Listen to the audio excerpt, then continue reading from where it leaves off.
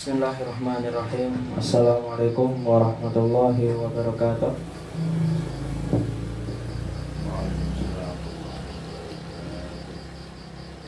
Innal hamdalillah nahmaduhu wa nasta'inuhu wa nastaghfiruh wa na'udzu billahi min shururi anfusina wa sayyiati a'malina.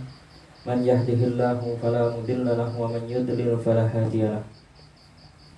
Asyhadu an la ilaha illallah wahdahu la syarika lah wa asyhadu anna Muhammadan abduhu wa rasuluhu la nabiyya ba'da.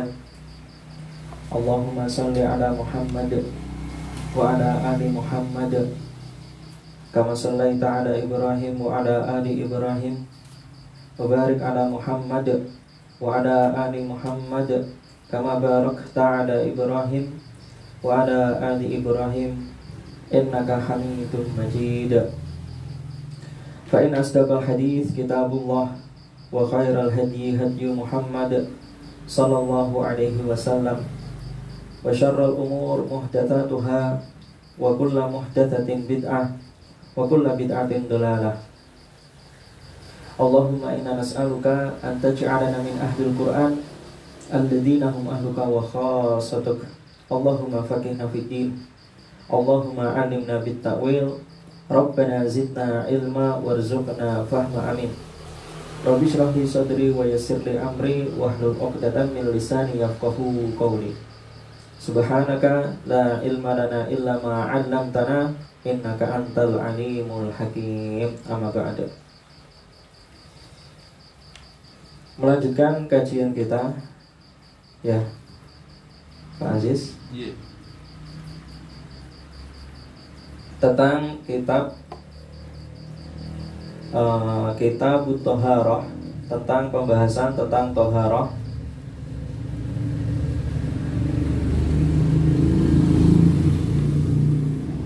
Pembahasan fikih tentang bersuci,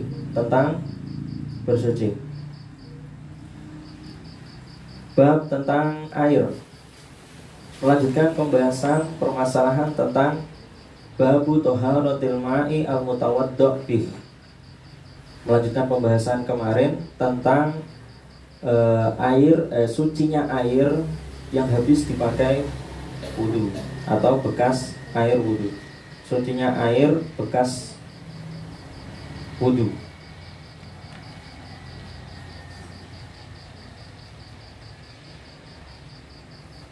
Terakhir kita membahas di faedah atau fikih hadis kedua. Sekarang lanjutnya fikih hadis yang ketiga.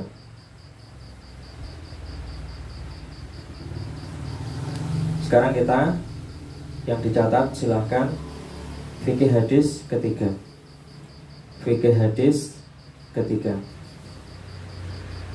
Ini penjelasan dari Imam Asy-Syaukani.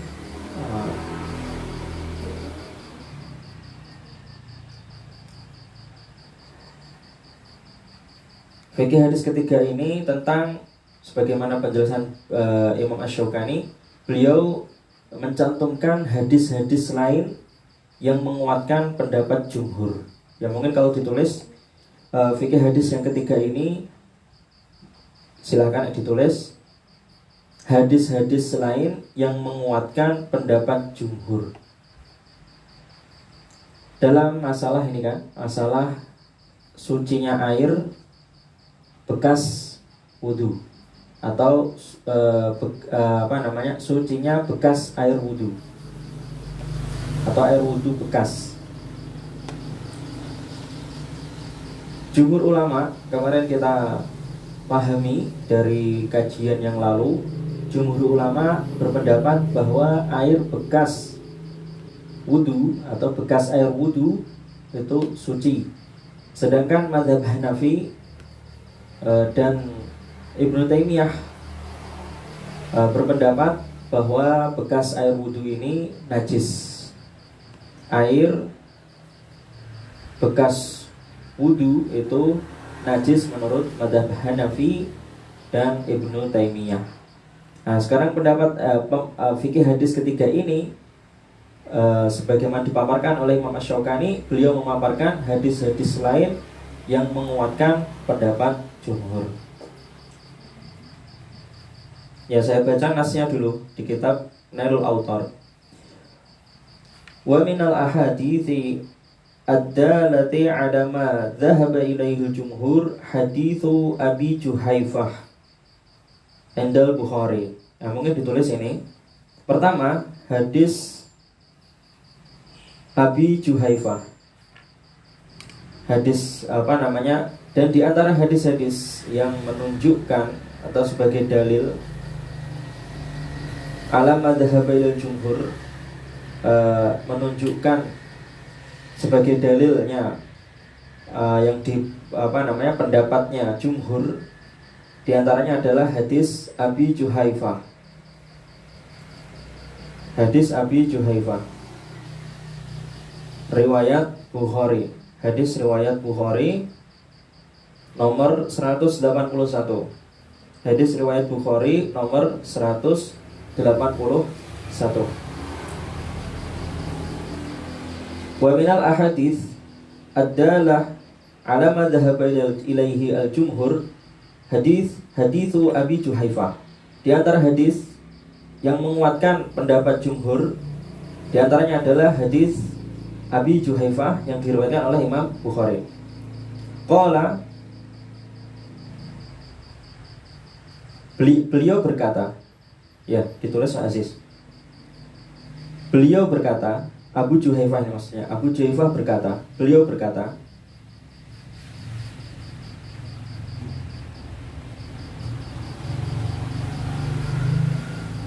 kharaja alaina Rasulullah sallallahu alaihi wasallam bil hajirah.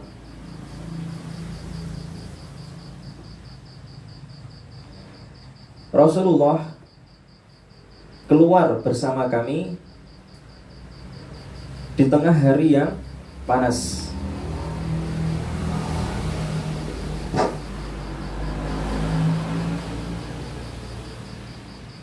Kharaja alaina Rasulullah sallallahu alaihi wasallam bil hajirah. Rasulullah keluar bersama kami di tengah hari yang panas.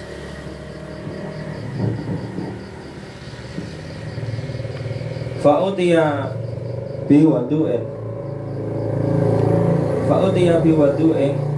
fatawaddu'a. Kemudian beliau diberi air wudu.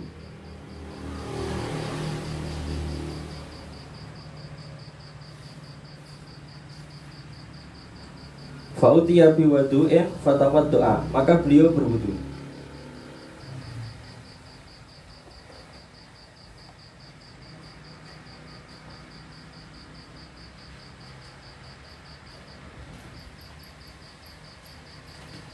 Faja'alan nasu ya'khuduna min fadli wadu'ihi fayatamassahuna bihi. Maka orang-orang faja'alan nas, maka orang-orang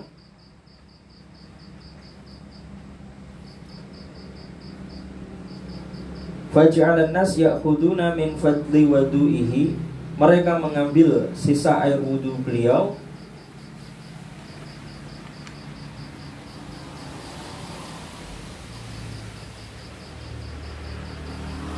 fayatamassahuna bihi, kemudian mengusapkannya ke badan, maksudnya fayatamassahuna bihi.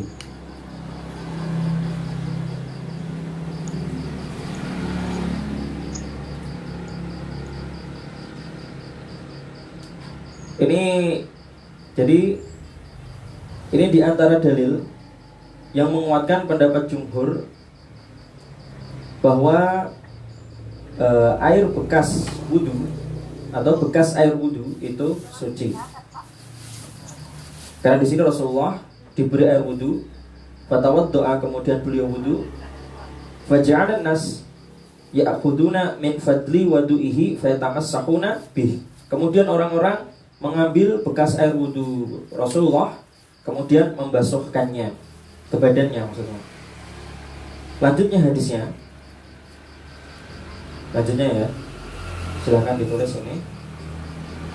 Fasallan Nabi, kemudian Rasulullah salat. Fasallan Nabi, kemudian Nabi Shallallahu Alaihi Wasallam sholat.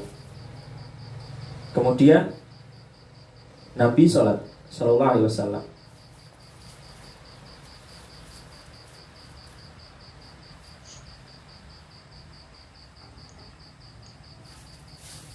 Zuhur 2 rakaat dan asar 2 rakaat. Kemudian beliau sholat Shallallahu Alaihi Wasallam zuhur 2 rakaat dan asar 2 rakaat. Ini contoh fikih atau sunnah, fikih sunnah atau sunnah mengqashar sholat zuhur 2 rakaat dan asar 2 rakaat. Wa baina yadayhi anazah. Lanjutnya, dan di depan beliau ada panah ditancapkan. Maksudnya apa ini? Sebagai satir, sebagai pembatas. Di depan beliau terdapat panah ditancapkan, terdapat panah. Ini maksudnya sebagai satir. Di sini juga fikih atau sebagai sunnah ketika sholat di tempat yang lapang menggunakan satir, di depannya dikasih satir. Dan juga hadis Abi Musa. Lanjutnya ini. Jadi hadis ini, hadis Bukhari nomor 181 ini terdiri dari 2 hadis yang itu.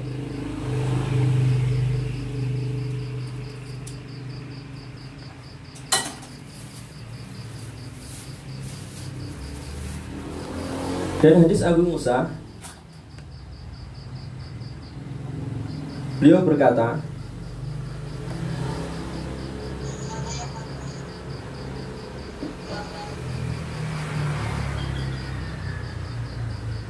sama ini diriwayatkan Imam Bukhari tadi ya, jadi satu.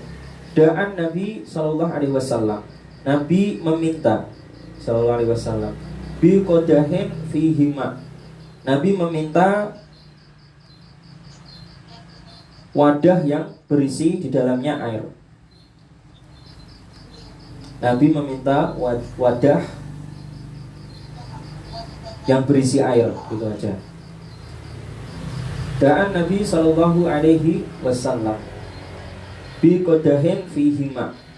Beliau Rasulullah Sallallahu Alaihi Wasallam pernah meminta wadah yang berisi air.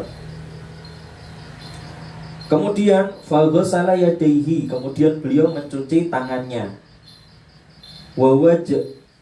Faghsala yadayhi wa wajhahu fihi. Beliau mencuci tangannya, kedua tangannya dan wajahnya di wadah tersebut.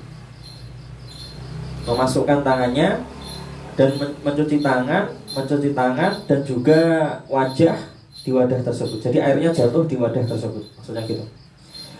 Faghsala yadayhi wa wajhahu fihi wa majja fihi. Kemudian beliau berkumur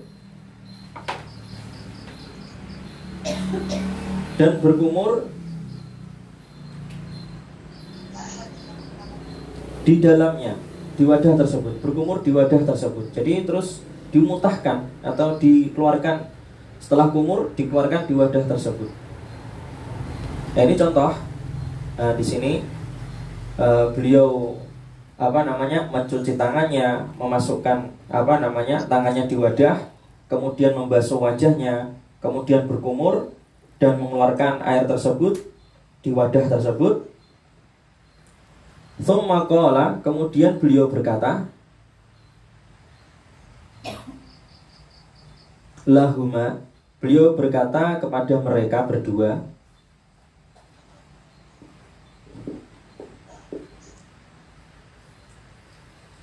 yakni Abu Musa wa Bilal. Mereka berdua dalam kurung ini yaitu Abu Musa dan Bilal. Yang dimaksud mereka berdua ini Abu Musa al-Asy'ari dan Bilal bin Rabah. Nah, kemudian beliau berkata ke mereka berdua, pada mereka berdua,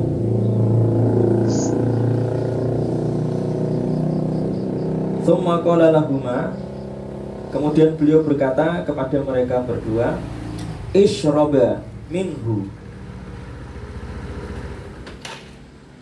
minumlah air tersebut. Ini contoh. Setelah Rasulullah mencuci tangannya, kemudian wajahnya di wadah tersebut dan berkumur di wadah tersebut. Waalaikumsalam warahmatullahi wabarakatuh. Alhamdulillah. Kemudian beliau berkata kepada Abu Musa al-Ash'ari dan Bilal bin Rabah, ishraba minhu, minumlah air tersebut, ya. Wa afrigha ala wujuhik wa afrigha ala wujuhikuma. Kemudian tuangkanlah pada wajah kalian. Tuangkanlah pada wajah kalian. Wa nuhurikuma, dan leher kalian. Tuangkanlah air tersebut pada wajah kalian dan leher kalian. Nah, ini hadisnya ini. Jadi dua hadis ini, atau ini dalam satu hadis di riwayat Imam Bukhari nomor 181, menjelaskan atau menguatkan pendapat bahwa air yang bekas bekas tadi wudu itu suci. Air bekas wudu itu suci. Pertama tadi hadis dijelaskan Rasulullah wudu, fa'utiya biwadu'in fatawaddu'a. Ketika diberi air wudu, kemudian beliau wudu.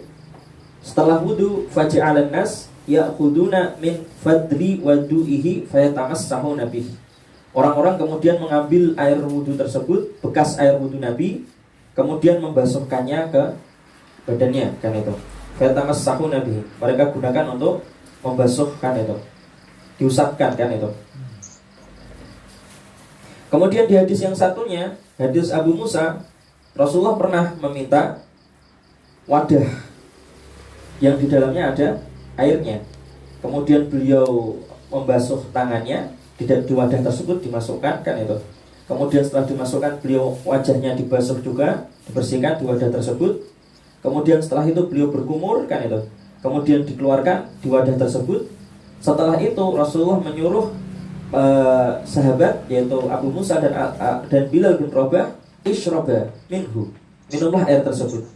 Air sisa tadi bekas cuci tangan beliau, dan air sisa bekas untuk membasuh wajah beliau, dan air sisa yang bekas digunakan untuk berkumur beliau. Beliau memerintahkan sahabat, kan itu, untuk minum air tersebut, wa afrigha, dan disuruh menuangkan ke wajahnya dan ke leher mereka. Ini dua di sini menjelaskan air bekas wudu itu suci.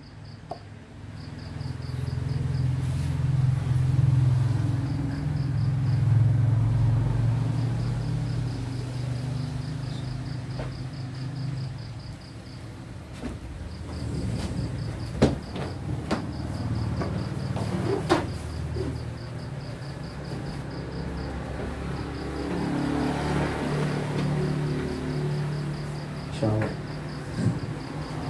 Barakallah.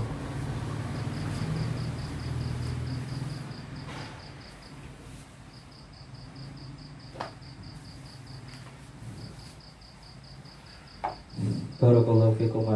Barakallahu fikum.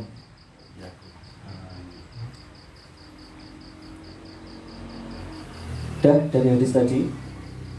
Tulis ya Pak. Tadi udah ya. Dan leher beliau. Dah ya sampai situ. Faedah hadis, kan itu. Faedah hadis yang bisa kita petik dari hadis ini tadi.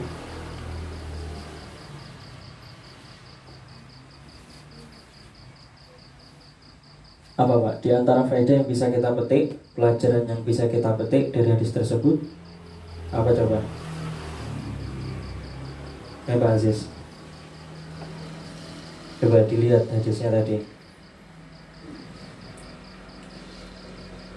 Rasulullah pernah diberi air wudu, kemudian beliau wudu. Setelah beliau wudu, orang-orang mengambil air tersebut, air sisa wudu beliau, kemudian mengusapkan ke badannya. Fayatamassahu nabi. Kemudian di hadis di situ dijelaskan Rasulullah sholat zuhur 2 rakaat dan asar 2 rakaat. Dan di hadis itu dijelaskan Rasulullah ketika sholat di depannya diletakkan di depannya panah, kan itu. Sebagai apa itu? Maksudnya? Satir, pembatas. Kemudian di hadis Abi Musa ini lebih jelas lagi, Rasulullah minta air di baskom atau wadah, kan itu. Wadah, kan itu.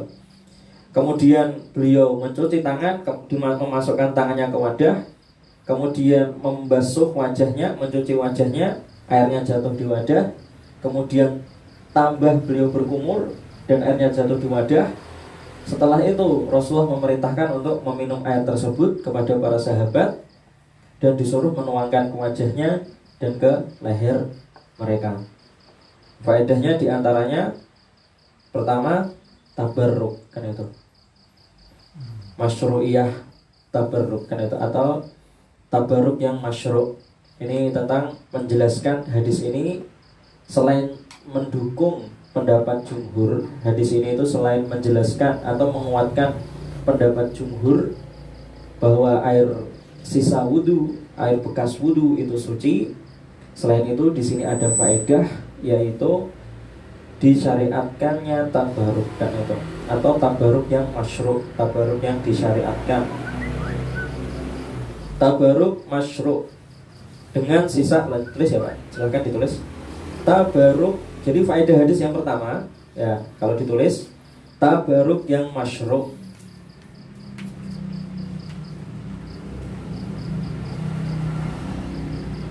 Ini kekhususan Nabi, kan itu. Dalilnya mana? Menunjukkan kekhususan Nabi. Karena setelah Rasulullah wafat, kan itu, tidak dijelaskan sahabat satu dengan sahabat lainnya saling yang seperti ini, kan itu. Tabaruk seperti ini tidak dijelaskan, kan itu. Dan ini kekhususan Nabi. Tabaruk dengan sisa air wudu Nabi, kan itu. Tulis ya. Tabaruk masyru'. Dengan sisa air wudu Nabi. Jadi tabaruk dengan sisa air wudu Nabi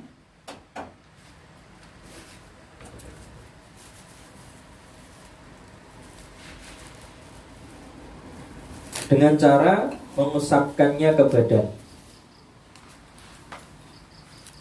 Mengusapkannya ke badan.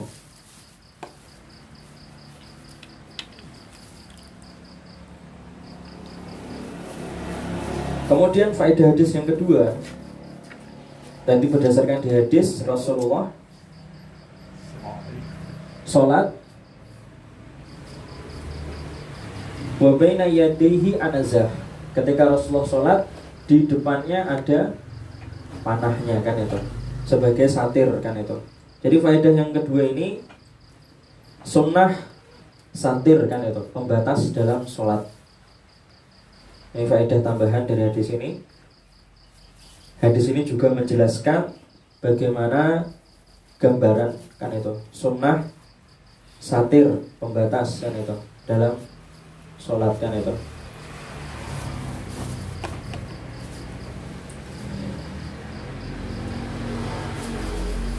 Kemudian yang ketiga sama tabaruk yang masyru', yang disyariatkan, dengan air bekas kumur Nabi.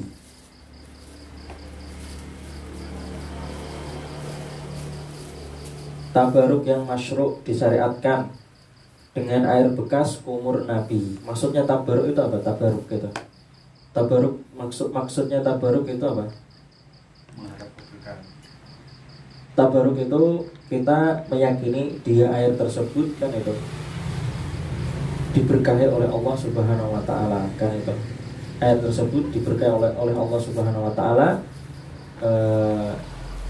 Air tersebut memiliki banyak kebaikan, kan itu, bersifat duniawi ataupun yang ukhrawi, kan itu. Dan ini harus dinaskan dengan Al-Quran ataupun hadis, kan itu. Tabaruk itu gitu, sesuatu itu baik, kan itu, diberkahi oleh Allah Subhanahu wa taala, dan kebaikannya itu bertambah, kan itu, melimpah, kan itu, bertambah terus, kan itu kebaikannya, dan kita tidak bisa membatasinya, kan itu. bisa duniawiyah sifatnya kebaikannya, dan bisa ukhrawiyah kan itu kebaikannya. Dan kita mengatakan ini berkah kan itu. Berkah maksudnya yang berkah yang khusus ya. Yang berkah yang khusus kan itu. Bukan yang berkah yang secara umum kan itu. Kalau secara umum kan sesuatu yang halal, nikmat yang kita dapatkan kan itu pasti berkah kan, kita yakin itu, husnudon kan itu, yang diberi oleh Allah Subhanahu Wa Taala itu kan keberkahan kan itu. Tapi ada hal-hal yang ditakyinkan, ditentukan kan itu dengan nas-nas khusus kan itu. Seperti di surat An-Nur kan itu, minyak zaitun itu sajarotun mubarakah kan itu, pohon yang mubarakah, diberkahi kan itu. Kemudian air zam-zam mubarakun kan itu. Kemudian hadis yang juga tentang zaitun disuruh menggunakannya berminyak untuk meminyaki rambut kan itu, dan disuruh mengkonsumsinya karena di situ ada keberkahan kan itu. Nah itu contoh keberkahan yang ditakyin secara khusus kan itu, tidak secara umum kan itu. Air memang secara umumnya air itu berkah dari Allah Subhanahu Wa Taala kan itu. Tapi air zam-zam ditakyin lagi dengan hadis kan itu, memiliki keberkahan kan itu.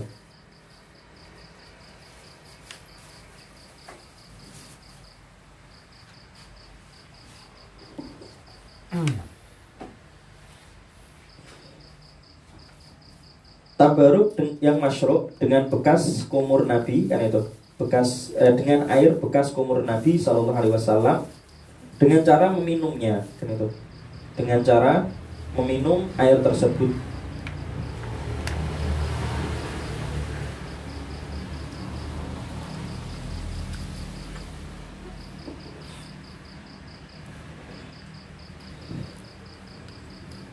Yaitu fikih hadis yang ketiga. Sekarang fikih hadis yang keempat. Nah, ini fikih hadis yang keempat. Ini masih di fikih hadis yang ketiga, afwan.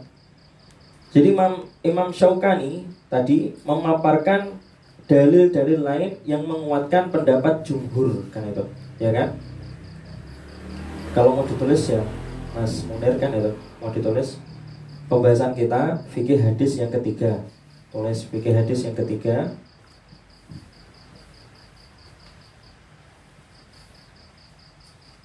Hadis-hadis yang menguatkan pendapat jumhur.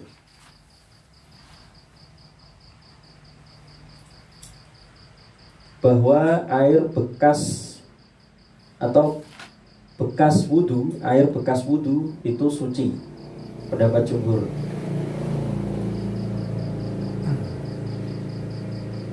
Di antaranya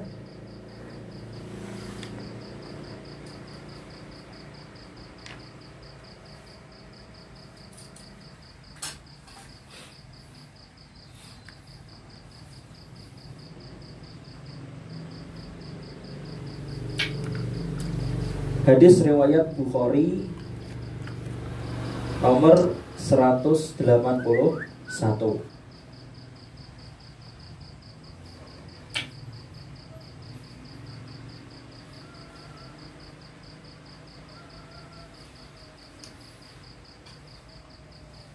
Ya.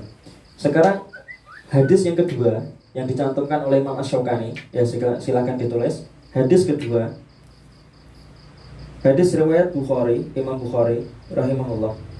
Hadis diriwayatkan Imam Bukhari nomor 183.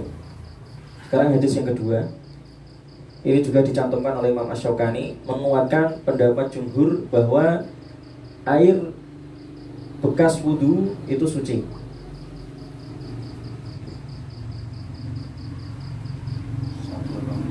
183.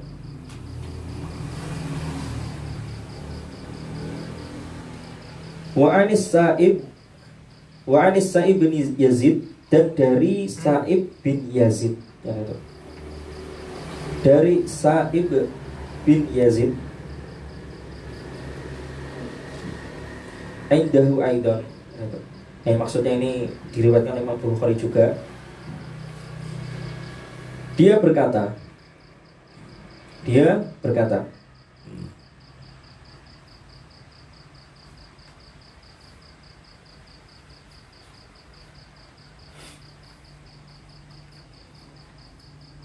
Zahabat bi khalati ilan Nabi sallallahu alaihi wasallam.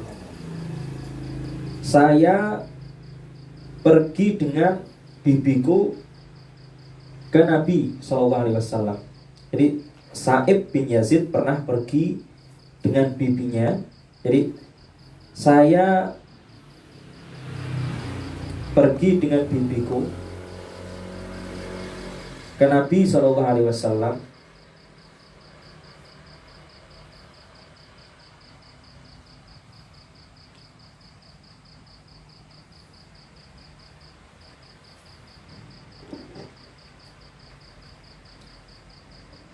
Faqalat,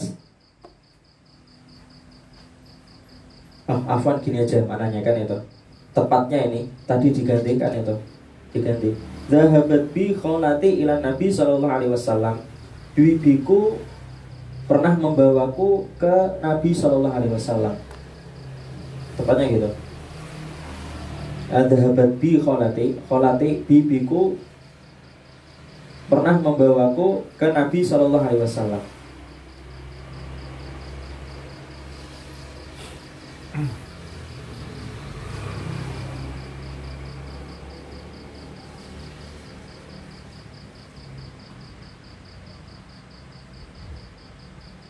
Aslinya dhahabat bi kholati ila Nabi sallallahu alaihi wasallam. Bibiku pergi dengan membawaku kepada Nabi sallallahu alaihi wasallam. Enaknya ya diterjemahkan enaknya kan itu. Bibiku pernah membawaku ke Nabi sallallahu alaihi wasallam.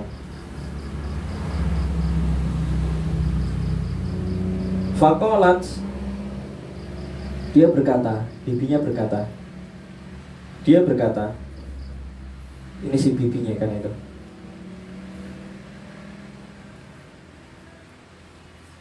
Wahai Rasulullah, ya Rasulullah, wahai Rasulullah, inna ibna ukhti waji'un ay marid. Wahai Rasulullah, putra saudaraku, saudariku deh, ukhti, putra saudariku sedang sakit. Waji'un ay marid, yaitu sakit. Wahai Rasulullah, putra saudariku sedang sakit. Jadi ini apa namanya? Kalau kayak realitas sekarang ya orang mau ruqyah kan itu. Ini dalil juga kan itu, menguatkan kan itu. Di zaman Rasulullah kan itu. Di zaman Rasulullah ada meminta ruqyah, tapi gak terus dengan permintaan jelas gitu loh. Tolong ruqyah saya kan itu. Kan gak gitu kan kalimatnya. Kalimatnya gak gitu kan itu. Karena kalau istirqo kan itu, yastarqu istirqo kan itu, meminta ruqyah. Itu ada hadisnya kan itu. Di riwayat Muslim kan itu. Ada hadisnya ciri-ciri orang yang masuk surga tanpa hisab dan tanpa azab, mereka tidak meminta layastarqun kan itu. Wala yaktawun wala rabbihim wala yatatayyarun wala rabbihim yatawakkalun kan itu. Ya kan? Ciri-ciri orang yang masuk surga tanpa hisab dan tanpa azab, ciri-ciri mereka tidak meminta ruqyah. Itu emang manhaj kita kan itu. Meminta ruqyah itu sebisa mungkin dihindari kan itu. Kalimat tolong ruqyah saya kan itu sebisa mungkin dihindari kan itu. Tapi kalaupun sakit kan itu sampai melakukan seperti itu kan itu, hukumnya ulama itu mayoritas kan itu. Mayoritas ulama makruh, dan ulama sepakat ruqyah itu boleh, ijma kan itu. Nggak ada yang melarang ruqyah kan itu. Cuma yang dipermasalahkan itu meminta ruqyah. Ada yang menghindarinya dengan lebih keras gitu istilahnya. Menghindarinya sangat keras, tapi secara jelas mengharamkan itu tidak ada tidak ada ulama yang secara jelas kan itu bilang mengharamkan gitu, nggak ada kan itu. Intinya meminta ruqyah itu makruh kan itu. Meminta ruqyah itu makruh. Dan ini contoh kan itu. Bibinya ini Sa'ib bin Yazid kan itu, membawa Sa'ib kepada Nabi SAW, tapi dia ya tujuannya minta ruqyah kan itu. Tujuannya minta ruqyah, tapi tidak dengan jelas kan itu. Tidak dengan apa namanya, ya Rasulullah tolong sembuhkan ini kan itu, ponaan saya kan itu. Kan enggak kan itu. Di sini beliau berkata, ya Rasulullah, inna ibna ukhti wajiun, sakit kan itu. Keponakanku sakit kan itu. Lanjutnya ya. Fama saharoksi, maka beliau mengusap kepalaku kan itu. Kepalaku ini maksudnya Sa'ib kan itu. Maka beliau mengusap kepalaku. Karena perawinya kan Sa'ib kan itu. Fama saharoksi, beliau kemudian mengusap kepalaku kan itu. Wada'a, dan berdoa sambil mengusap dan berdoa. Mengusap dan berdoa. Wada'ali bil barokah, dan beliau sambil berdoa memohon berkah kan itu. Memohonkan untukku keberkahan itu sebenarnya tepat-tepatnya gitu.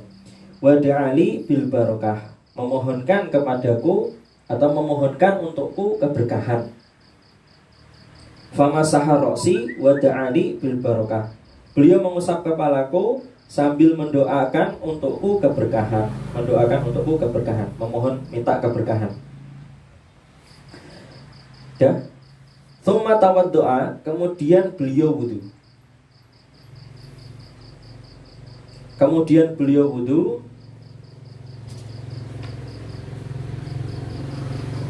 Fasyaribtu min wadu'ihi, kemudian aku meminum bekas air wudu beliau kan itu sallallahu alaihi wasallam.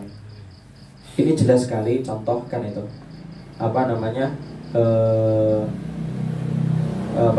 Contoh ruqyah kan itu. Istisqa kan itu. Meruqyah orang yang sakit kan itu. Beliau mengusap kepalanya kan itu dan mendoakan keberkahan. Sedangkan yang wudu, beliau wudu kemudian meminum air bekas wudu beliau, ini kekhususan beliau. Karena setelah beliau wafat, sahabat gak ada yang mempraktekkannya kan itu. Sahabat satu minta ke Abu Bakar kan itu, atau ke Umar, gak ada kan itu. Allah alam bisawab kan itu.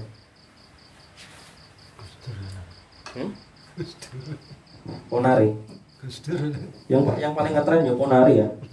Celupno itu tangannya. Yang paling ngetren. Ponari ora kiai Gus. Oh? Ponari ora kiai Gus dan kiai. Dah, hadisnya itu. Saya ulangi hadisnya ya. Dari Sa'ib bin Yazid, beliau berkata, "Dhahabat bi khalati ila Nabi sallallahu alaihi wasallam." Bibiku pernah membawaku ke Rasulullah sallallahu alaihi wasallam. Faqalat, kemudian bibiku berkata, "Ya Rasulullah, wahai Rasulullah, inna ibna ukhti wajiun." Rasulullah, putra saudariku sakit atau ponakanku sakit kan itu. Famasaha roksi, kemudian beliau mengusap kepalaku, kepalanya sakit kan itu. Wada'a li bil barokah, dan beliau berdoa untukku, memohon keberkahan. Tsumma, kemudian beliau tawaddu'a, setelah wudu, fasyaribtu min wadu'ihi, kemudian saya meminum bekas air wudu beliau sallallahu alaihi wasallam. Faedah hadis kan itu, di sini bisa kita mengambil pelajaran yang lain kan itu, dicatat kan itu. Kesimpulannya tadi hadis kan itu. Pertama, hadis ini memang sudah kita pahami, hadis ini itu menguatkan pendapat jumhur kan itu. Intinya kan sudah kita pahami. Kenapa hadis ini dicantumkan Imam Asy-Syaukani? Karena hadis ini untuk menguatkan pendapat jumhur, dalil yang menguatkan bahwa air bekas wudu itu tidak najis kan itu, suci kan itu. Faedah lain, sekarang faedah lain dari hadis ini, yang pertama apa coba dari tadi hadis tadi bisa ngambil pelajaran? Bisa kita ambil pelajaran tadi apa? Meminta ruqyah itu makruh kan itu. makruhnya itu dijelaskan di Sahih Muslim kan itu.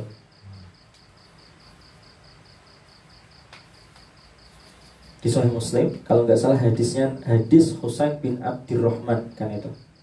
Kalau nggak salah hadisnya hadis itu kan itu nomor 323 kalau nggak salah. Pernah kita bahas kan itu di situ di kitab Tauhid kan.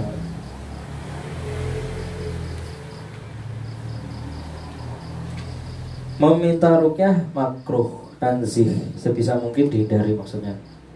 Tapi kalaupun meminta ruqyah sakit, pas sakit ada orang minta ruqyah, itu enggak terus dikatakan dosa, enggak terus dikatakan apa namanya dilarang atau dimarahin, enggak kan itu.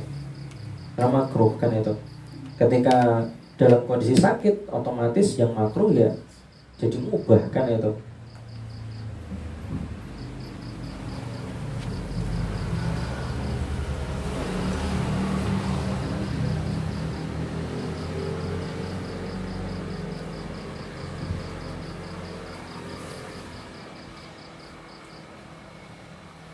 Jadi pertama, faedah pertama yang kita ambil dari hadis ini tadi, meminta ruqyah itu makruh. Solusinya kan itu, meminta ruqyah makruh. Hadisnya Sahih Muslim nomor 323. Hadis riwayat Sahih Muslim nomor 323. Solusinya orang lain yang memintakan ruqyah kan itu, ya kan? Orang lain yang memintakan ruqyah kan itu. Contohnya seperti ini di hadis tadi, bibinya kan itu, yang sakit kan Sa'ib bin Yazid. Kemudian dibawa bibinya ke Rasulullah kan itu. Tapi meski begitu dia nggak meminta kan itu, tapi dengan kalimat majas kan itu, sindiran kan itu. Ya Rasulullah, ponaan tuh sakit kan itu. Otomatis ya kalau orang yang alim paham langsung tahu maksudnya minta ruqyah, nggak perlu nunggu sampai tolonglah kan itu ruqyah, tolonglah disembuhke carane kan itu. Nah ini sebisa mungkin dihindari bahasa-bahasa seperti ini. Tolong ruqyah saya kan itu, tolong sembuhkan saya. Bahkan sama dokter pun kita hindari kan itu. Kalau pokoknya meminta-minta kesembuhan kepada makhluk itu kalau bisa kita hindari kan itu, ucapan-ucapan seperti ini. Ini kan contoh seperti ini kan itu di hadis ini jelas. Sahabat ini sahabiyah bibinya Sa'ib bin Yazid berobat ke Rasulullah. Terus kayak orang yang minta ruqyah gitu, tapi nggak terus kayak minta-minta kan itu. Tolong ruqyah kan itu, caranya ben sembuh kan itu. Pokoknya yang seperti itu yang sering kita temui di rumah sakit atau realita di masyarakat kan itu. Dengan kalimat istilahnya kayak majas kan itu, sindiran kan itu. Ini sakit ya Rasulullah kan itu. Yang orang alim ya paham harusnya langsung bertindak kan itu. Gak perlu jangan sampai orang itu minta-minta bergantung sama peruqyah. Itu perbuatan makruh kan itu. Apalagi kalau sampai bergantung tidak tawakal kepada Allah Subhanahu wa taala, itu bisa syirik kan itu. Sampai mengkultuskan yang meruqyah itu tangannya kayak memiliki kelebihan kan itu, tangannya ada kesaktiannya kan itu dan lainnya seperti itu. Jadi faedah yang pertama, meminta ruqyah itu makruh. Solusinya orang lain memintakan ruqyah kan itu. Dalilnya ini kan itu di sini tadi. Kemudian yang kedua, faedah yang kedua, ini faedah lain ya, nggak termasuk yang dijelaskan oleh Imam Asy-Syaukani. Ini dari yang saya pahami kan itu.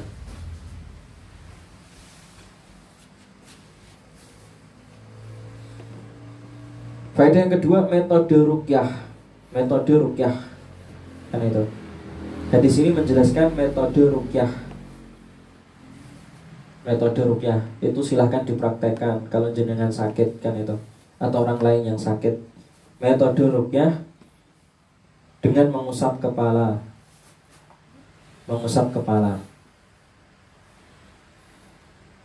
dan mendoakan untuk yang sakit kan itu, keberkahan kan itu. Mendoakan untuk yang sakit keberkahan. Memohon kepada Allah supaya diberi keberkahan bagi orang yang sakit kan itu.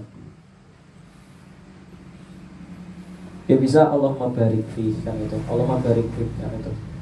Allahumma minta keberkahan kan itu. Tapi juga secara umumnya doa kan itu. Minta doa Allahumma syfi kan itu. Allahumma syfi kan itu. Adhibil bas. Doa-doa yang sunnah kalau dijelaskan lebih itu minta doa keberkahan ini dalam berobat kan itu, dalam ruqyah kan itu ada sunnahnya kan itu, jelaskan itu contohnya. Allahumma adhibil bas Rabbanas wasfi anta syafi la syifa illa syifauka syifaan la yughadiru saqaman. Ya saya praktekkan itu. Enggak usah ngarang-ngarang doa kan itu. Dia dipraktekkan yang sunnah. Diusahakan dan doa minta keberkahannya ini yang sesuai sunnah kan itu. Doa-doa pokoknya yang sesuai sunnah yang maksud kan itu. Allahumma adhibil bas Rabbanas wasfi anta syafi la syifa illa syifauka syifaan la yughadiru saqaman. Atau bismillah turbatu atina fi riqabi ba'dina yusfa sakimuna bi rabbina sahil bas Rabbanas biyatika syifa la kasyifa illa anta. Atau yang doa bismillah a'udzu biizzatillah wa qudratihi min syarri ma ajidu wa uhadir 7 kali kan itu. Bismillah 3 kali, a'udzu biizzatillah wa qudratihi min syarri ma ajidu wa uhadir. Atau yang as'alullahal azim rabbal arsyil azim an yashfiyak kan itu, an yashfiyaka kan itu. An yashfiyaka. Semoga Allah menyembuhkan kan itu. Menyembuhkan kamu.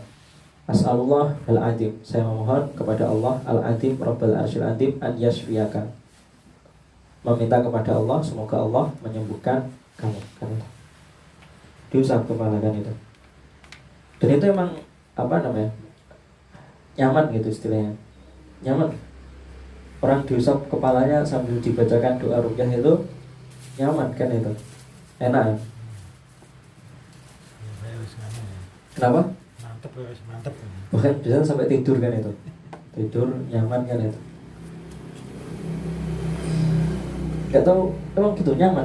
Kepala dipegang terus dibacakan ayat Quran terus sambil didoakan orang lain kan itu. Nyaman kan itu. Tapi sendiri itu rasanya biasa gue. Tapi tetap sendiri itu pengaruhnya insya Allah lebih kuat. Karena itu tawakalnya lebih kuat karena nggak minta kepada orang lain kan itu. Tetap yang ruqyah sendiri kan itu. Karena tidak meminta orang lain kan itu lebih bagus kan itu. Fadilahnya lebih banyak kan itu. Tapi yang praktek realita kan itu ruqyah kan itu. Kebanyakannya kan orang lain yang meruqyah kan itu.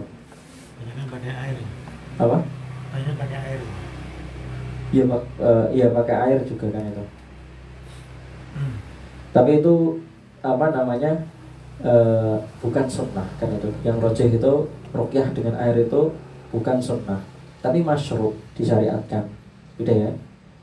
Sesuatu itu masyru' berarti bukan bid'ah kan itu. Masyru' kan itu. Masyru'nya apa? Ya disandarkan kepada asar-asarnya para tabi'in kan itu. Karena ada asarnya di tabi'in itu ada ruqyah dengan air kan itu. Tabi'in pasti ngambilnya kita husnudzon dari para sahabat kan itu. Makanya kita nggak menyebutnya bid'ah, tapi masyru'. Tapi kita nggak terus bilang itu sunnah kan itu. Sunnah itu kan kita sandarkan kepada Nabi SAW kan itu. Itu masyru', artinya diamalkan para sahabat dan nggak ada yang mengingkarinya kan itu. Mengingkari maksudnya mengharamkannya gitu istilahnya. Nggak ada kan itu. Secara keras nggak ada. Cuman ada Ibrahim An-Nakha'i itu tabi'in juga kan itu.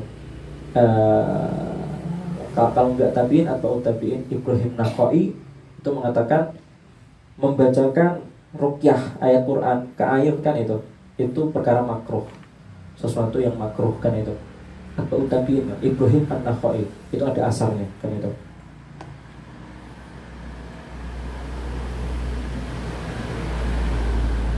Lanjutnya sekarang metode ruqyah dengan mengusap kepala dan memohon keberkahan. Dah itu ya. Kemudian yang ketiga, tabaruk yang masyru'. Dalil hadis ini juga menjelaskan tentang tabaruk yang masyru'. Tapi ini jelas ini kekhususan Nabi kan itu. Tabaruk yang masyru'. dengan sisa air wudhu Nabi.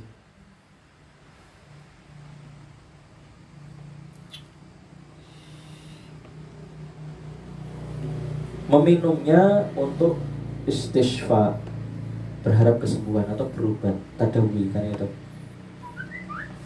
Meminumnya untuk istishfa kan itu, meminta, memohon, mencari kesembuhan kan itu, berharap kesembuhan.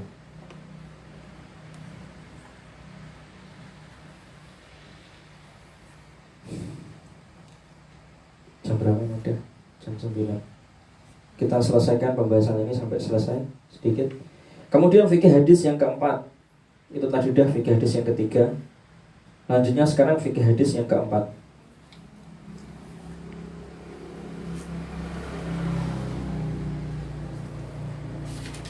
Fikih hadis yang keempat. Ini masih membahas tentang antara yang mengatakan bekas air wudhu itu suci dan antara yang mengatakan bekas air wudhu itu najis kan itu. Jadi yang kita bahas ini antara seputar ini. Ada yang mengatakan bekas air wudhu itu suci dan ada yang mengatakan bekas air wudhu itu najis.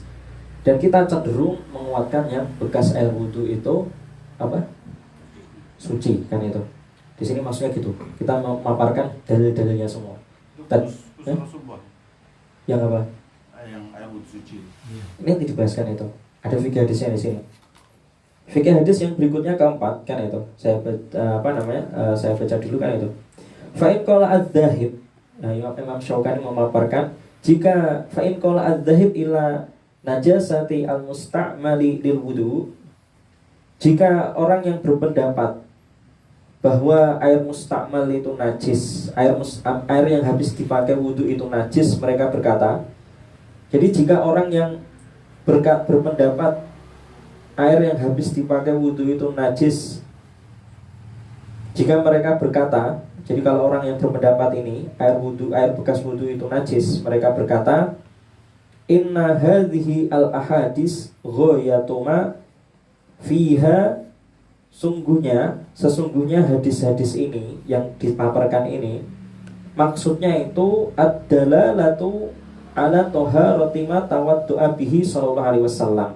Jadi seandainya yang mengatakan bekas air wudhu itu najis kan itu, mereka seandainya berkata hadis-hadis ini yang dipakai dalil jumhur itu maksudnya itu kekhususan Nabi kan itu. Jadi kalau andai mereka berkata hadis-hadis ini itu sebenarnya menunjukkan kesucian air yang habis bekas wudhu Nabi saja. Wala'alla dzalika min khosa'isih. Nah kan itu. Kulna, kita jawab kan itu. Kita bantah kan itu. Kalau ada yang mengatakan kan itu khusus untuk air wudhunya Nabi saja kan itu. Maka kita jawab kan itu. Hadhihi da'wa ghairu nafiqah. Ini adalah pengakuan yang tidak berlaku kan itu. Fa'inal asla, karena hukum aslinya kan itu, anna hukmahu, bahwa hukum Nabi, wa hukma ummatihi, dan hukum yang berlaku untuk umatnya sallallahu alaihi wasallam, wahidun, satu kan itu, maksudnya sama kan itu, berlaku untuk keduanya. Illa, melainkan an yakuma dalilun yaqdi bil ikhtisas wala dalil kan itu, kecuali jika ada dalil yang menunjukkan kan itu, atau dalil itu kan itu menjelaskan bahwa dalil itu ada kalau ada dalil yang menunjukkan kekhususan Nabi kan itu. Jadi dibantah kan itu. Ini adalah pengakuan yang tidak berlaku karena yang asas kan itu, aslinya kan itu hukum Nabi sallallahu alaihi wasallam dan hukum umatnya itu satu kan itu. Kecuali illa kalau ada dalil yang menjelaskan kekhususan untuk Nabi sallallahu alaihi wasallam. Yaitu fikih hadis yang keempat. Kalau mau ditulis silahkan kan itu. Kalau mau ditulis.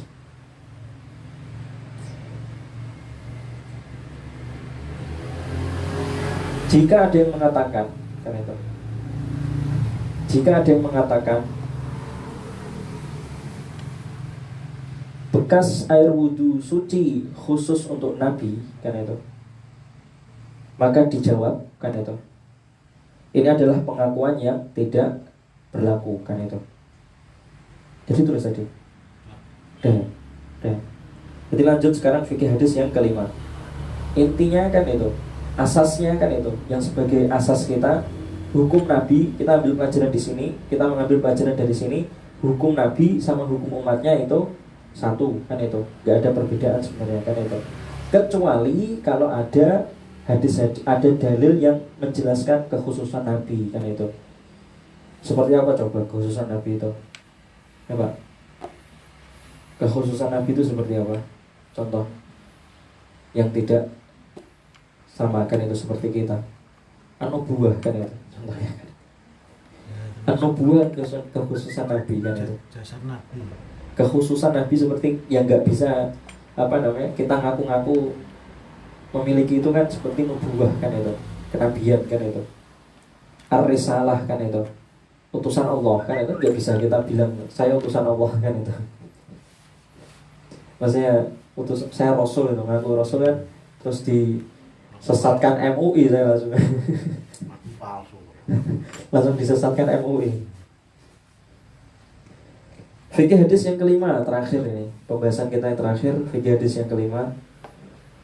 Wa aidon, Imam Syaukini menjelaskan, dan juga al-hukmu yakunu al-hukmu bikauni syai' najisan hukmun syar'i, menghukumi sesuatu najis, ya itu. Ini fikih hadis yang kelima. Menghukumi sesuatu najis itu adalah hukum syar'i, kan itu. Jadi kalau kita mau menghukumi sesuatu itu najis, itu adalah hukum syar'i, maksudnya perkara syariat, kan itu.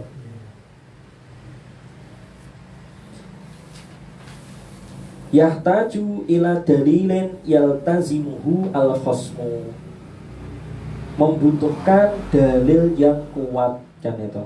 Jadi kalau mau mengatakan najis, kan itu, sesuatu, kita nggak boleh pakai akal, kan itu. Ya kan Pak? Nggak boleh, kan itu. Ini asas kita. Jadi kita punya kesini belajar usul fikih, kan itu. Untuk hukum Nabi dengan hukum umatnya itu sebenarnya sama asasnya.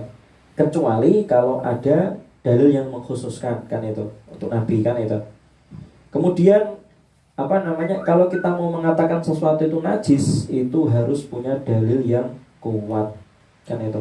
Dan ini mereka nggak punya dalil yang kuat, kan itu. Dalilnya kan apa kemarin? Dalilnya mereka berdalil dengan hadis, tapi dibantah kemarin sudah, kan, hadisnya Abu Hurairah yang mengatakan tidak boleh mandi, kan itu, di air yang tergenang, tidak boleh kencing di air yang tergenang, kan itu, disamakan pakai dalalatul iqtiran.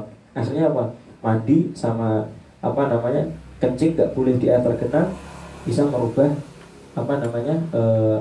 air tersebut jadi najis, kan itu. Jadi mereka berpendapat mandi itu bisa menyebabkan air itu najis, kan itu, karena dilarang Rasulullah, kan itu. Padahal maksudnya di hadis tersebut larangan mandi itu nggak boleh nyelulup, kan itu, nggak boleh nyelulup, tapi masih boleh mengambil air itu, dicidui boleh, dicidui pakai tangan, airnya boleh, karena ada hadisnya, kan itu, dijelaskan oleh Abu Hurairah, kan itu. Terus bagaimana mandinya? Orang kalau mau mandi di air yang tergenang, orangnya junub, dijelaskan Abu Hurairah harus diambil pakai dicidui, kan itu, pakai tangan, kan itu. Itu contohnya, kan itu, dibantahkan itu. Terus yang mengatakan najis itu mereka berdalil dengan, jadi lemah hadisnya yang pertama. Dalilnya yang pertama lemah. Mereka berdalil dengan hadis Abu Hurairah, dibantahkan itu. Karena mereka pakai dalalatul iqtiran, kan itu. Jadi, lemah, cara pendalilnya lemah. Kemudian menggunakan dalil yang ijma, kan itu. Mereka mengatakan ulama semua ijma, kan itu, membuang air bekas air wudu dibuang, kan itu. Jadi yang mengatakan najis berdalil dengan ijma ini, bahwasanya air bekas wudu itu dibuang, itu ijma, kan itu. Dan itu dibantah, sudah dibantah. Ijma itu menunjukkan air itu dibuang, buang saja, kan itu. Artinya itu tidak menunjukkan air itu terus najis, kan itu, dibuang. Kan cuma sepakatnya air itu dibuang, kan itu. Dibantahnya seperti itu. Jadi kesepakatan itu cuma membuang air, kan itu. tapi tidak menunjukkan najis kan itu, tidak jelas kan itu, menunjukkan jelas najisnya kan itu. Makanya harus ada dalil yang jelas gitu, kuat langsung mengatakan najis kan itu. Kemudian berdalil dengan kias juga kan itu, berdalil dengan kias kan itu, yang mengatakan najis berdalil dengan kias. Kiasnya kemarin menyamakan dengan bekas cucian najis kan itu. Jadi bekas apa namanya, mencuci barang yang najis, sesuatu yang najis kan itu, airnya kan campur sama najis akhirnya kan itu. Sama bekas hadas itu disamakan kan itu. Jadi apa namanya, mereka mengiaskan kan itu, bekas air wudhu itu kan bekas untuk membersihkan apa, hadas kan itu. Bekas air wudhu itu kan orang membersihkan hadas, itu dikiaskan sama seperti orang yang habis membersihkan najis. Paham? Jadi yang mengatakan bekas air wudhu najis, mereka berdalil dengan kias. Membersihkan hadas wudhu kan itu, wudhu kan membersihkan hadas, itu sama seperti membersihkan najis kan itu. Makanya najisnya pindah ke air kan itu, sama hadasnya juga pindah ke air. Mereka katakan hadas pindah ke air itu jadi najis kan itu. Dan ini dibantah oleh Imam Asy-Syaukani kan itu. Kalau najis pindah ke air, betul jadi najis kan itu, karena najis pindah ke air. Kalau hadas pindah ke air, harusnya nggak jadi najis. Hadas pindah ke air ya jadi hadas kan itu. Dan hadas itu sesuatu yang nggak nampak kan itu. Akhirnya apa? Sesuatu yang nggak nampak ya kembali tinggal apa? Air kan itu. Dibantah gitu kan itu. Itu apa namanya, masalah fikih muqaranah kan itu. Kemarin dibantah semua dalilnya. Dan ini dijelaskan semua tadi, apa namanya, dalil-dalil yang menguatkan jumhur kan itu. Wallahu a'lam bishawab kan itu. Intinya itu, kalau mau menghukumi sesuatu najis, itu adalah perkara syar'i, maka membutuhkan dalil yang kuat kan itu. Wallahu a'lam bishawab. Kita tutup. Subhanakallahumma wa bihamdika asyhadu an la ilaha illa anta astaghfiruka wa atubu ilaik. Jazakumullahu khairan. Barakallahu fikum. Wassalamualaikum warahmatullahi wabarakatuh. Ada yang bertanya? Bentar, Pak.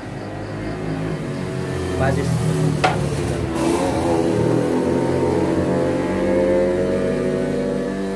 Tanya.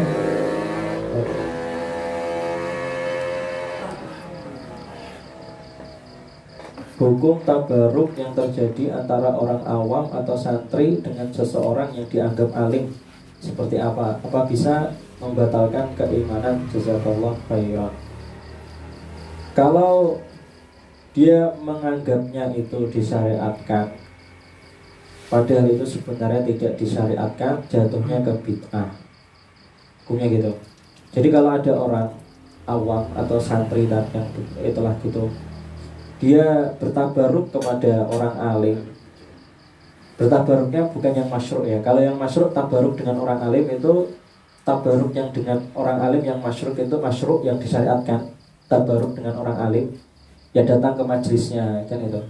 Kemudian mencontoh kebaikan-kebaikannya, berteman dengannya kan itu, supaya bisa meniru apa namanya, dia kan ngomongnya baik kan itu, nggak mengucapkan kalimat-kalimat yang kasar kan itu.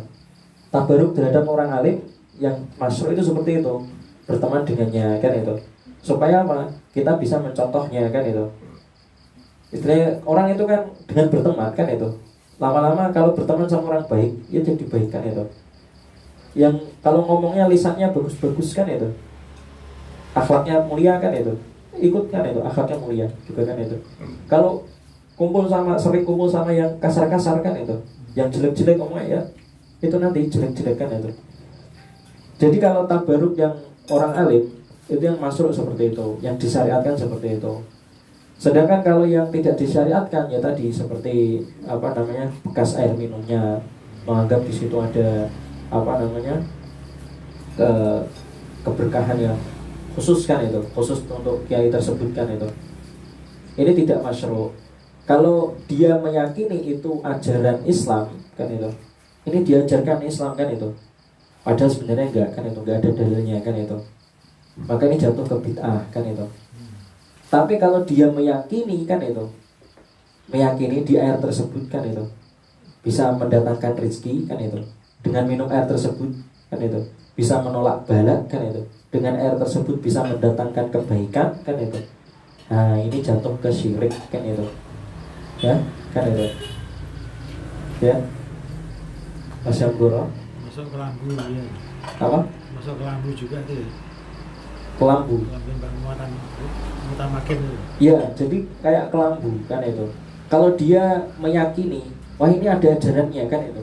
Dari kiai ini ada ajarannya, ada sanatnya kan itu. Dia kena subhat kan itu. Jatuh ke bid'ah kan itu.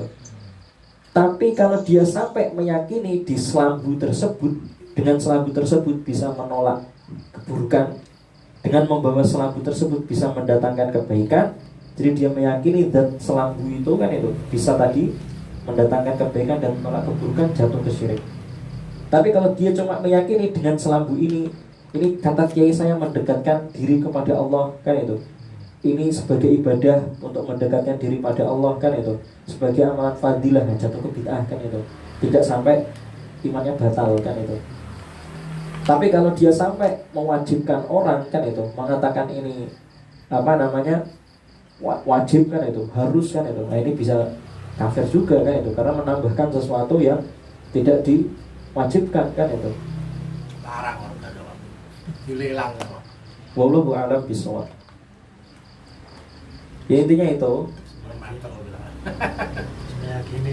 Mahal per meter berapa no? Kalau dia mengaku meyakini kan itu tadi sebagai bentuk mendekatkan diri pada Allah, sebagai itu dia mengaku itu sunnah diajarkan oleh tabi'in atau ini kan itu.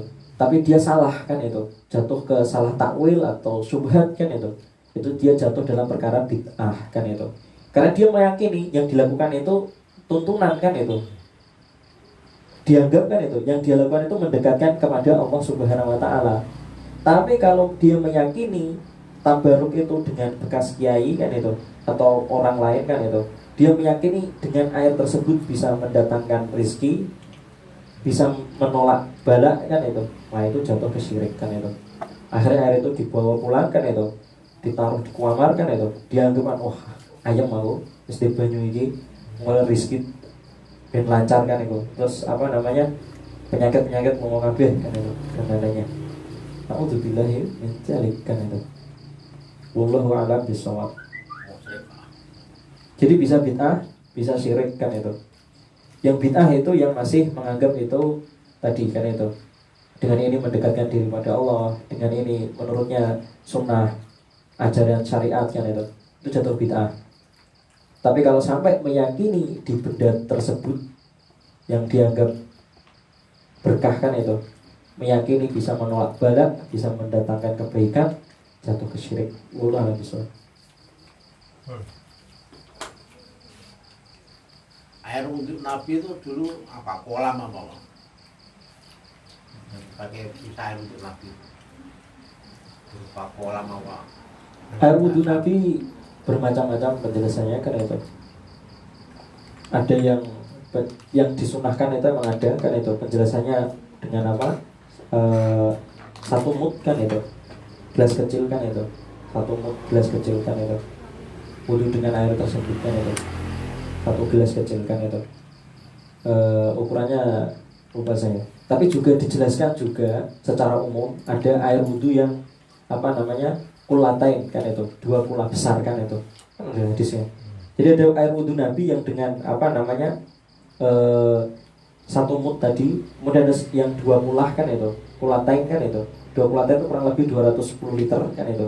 Kemudian ada tadi yang dengan apa namanya wadah tadi, dia ada hadis tadi ini kan itu ada kan itu, tangannya bisa masuk kan itu, dijelaskannya di Sahih Bukhari yang pernah kita bahas itu, tangan beliau masuk ke dalam air kan itu, masuk ke dalam wadah.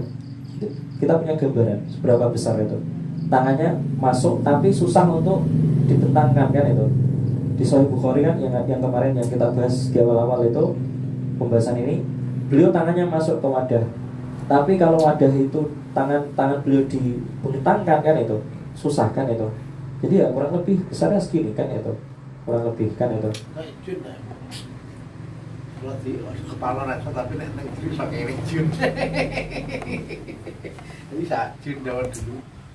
Jadi ada yang tadi ulatain kan itu, kemudian ada yang satu mut kan itu, kemudian ada yang di wadah kan ini, seperti tadi kan itu, di wadah. Wallahu a'lam bishawab kan itu. Tapi yang nafsu laut. Kalau di sana itu kan memang jarang air dengan Indonesia. Indonesia pengen langi ya iso.